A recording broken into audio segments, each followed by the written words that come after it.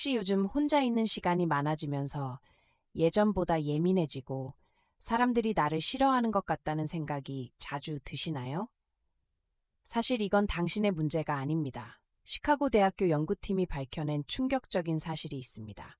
외로움을 느끼는 순간 우리 뇌는 마치 위협 상황에 처한 것처럼 반응하며 실제로 물리적 구조까지 변화시킨다는 겁니다.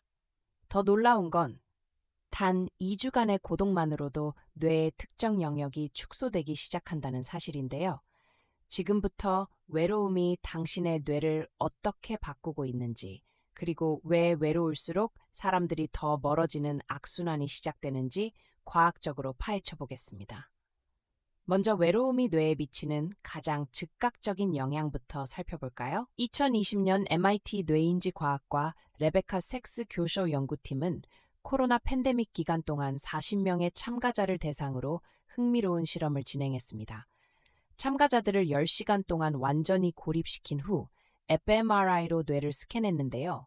그 결과 중뇌의 도파민 영역, 특히 복측 피계 영역과 흑질이 활성화되는 것을 발견했습니다. 놀랍게도 이 패턴은 10시간 굶은 사람이 음식을 볼 때와 거의 동일했습니다. 다시 말해, 우리 뇌는 사회적 고립을 배고픈 만큼 심각한 결핍 상태로 인식한다는 겁니다. 그렇다면 장기간의 외로움은 어떨까요? 2018년 영국 킹스 칼리지 런던의 신경과학 연구팀이 18세에서 73세까지 2,300명을 대상으로 진행한 대규모 연구가 있습니다. 만성적 외로움을 경험하는 사람들의 뇌를 분석한 결과 전전두엽 피질의 회백질 부피가 평균 8% 감소되어 있었습니다. 전전두엽 피질은 의사결정, 감정 조절, 사회적 판단을 담당하는 중요한 영역이죠. 더 심각한 건 이 변화가 실제 나이보다 뇌를 3년에서 5년 더 늙게 만든다는 점입니다. 그런데 여기서 정말 중요한 반전이 있습니다. 외로움이 뇌를 바꾸는 것도 문제지만 더 큰 문제는 변화된 뇌가 외로움을 더 악화시킨다는 겁니다.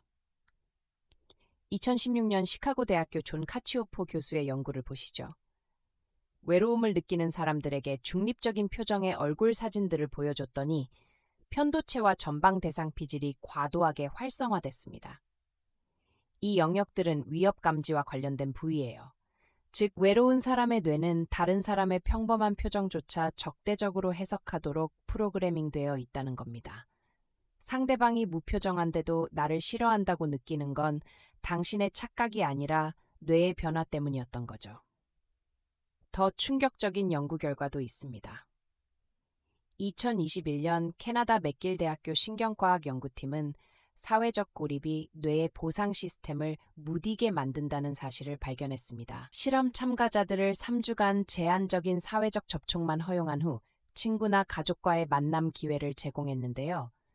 뇌 스캔 결과 측좌핵의 도파민 반응이 고립 이전보다 40%나 감소했습니다. 이게 무슨 의미냐면 외로움이 지속되면 사람을 만나도 예전만큼 기쁘지 않게 되고 결국 사회적 관계에서 더욱 멀어지게 된다는 겁니다. 악순환의 고리가 생기는 거죠. 그런데 여기서 희망적인 소식도 있습니다. 2019년 하버드 의대 연구팀의 발표에 따르면 이런 뇌의 변화는 가역적이라는 겁니다. 만성적 외로움을 경험한 사람들이 8주간의 인지행동 치료와 사회적 기술 훈련을 받은 후 뇌를 다시 스캔했더니 전전두엽 피질의 부피가 평균 5.2% 증가하고 편도체의 과활성화도 정상 수준으로 돌아왔습니다. 변화된 뇌는 다시 원래대로 돌아올 수 있다는 거죠. 그렇다면 실생활에서 어떻게 적용할 수 있을까요? 첫째, 외로움을 느낄 때 다른 사람들이 나를 싫어한다는 생각이 든다면 그건 실제 상황이 아니라 뇌의 위협 감지 시스템이 과민해진 것임을 인식하세요. 둘째, 양보다 질입니다. 2017년 옥스퍼드 대학교 연구에 따르면 피상적인 관계 50개보다 깊이 있는 대화를 나누는 관계 3개가 뇌의 외로움 신호를 훨씬 효과적으로 감소시켰습니다. 셋째, 규칙적인 사회적 접촉이 중요합니다. 일주일에 최소 2-3회, 30분 이상의 대면 또는 화상 대화가 뇌의 구조적 변화를 예방하는 임계점이라고 합니다. 마지막으로 기억하세요. 외로움은 단순한 감정이 아니라 뇌가 보내는 생존 신호입니다. 배고픔이 음식을 찾으라는 신호인 것처럼 외로움은 사회적 연결을 찾으라는 신호예요. 이 신호를 무시하면 뇌는 점점 더 왜곡된 방식으로 세상을 해석하게 됩니다. 하지만 지금이라도 작은 행동을 시작한다면 당신의 뇌는 다시 건강한 상태로 돌아갈 수 있습니다. 오늘 영상이 도움이 되셨다면 좋아요와 구독 부탁드립니다. 여러분은 요즘 외로움을 느끼시나요? 그리고 그 외로움에 어떻게 대처하고 계신가요? 댓글로 여러분의 이야기를 들려주세요.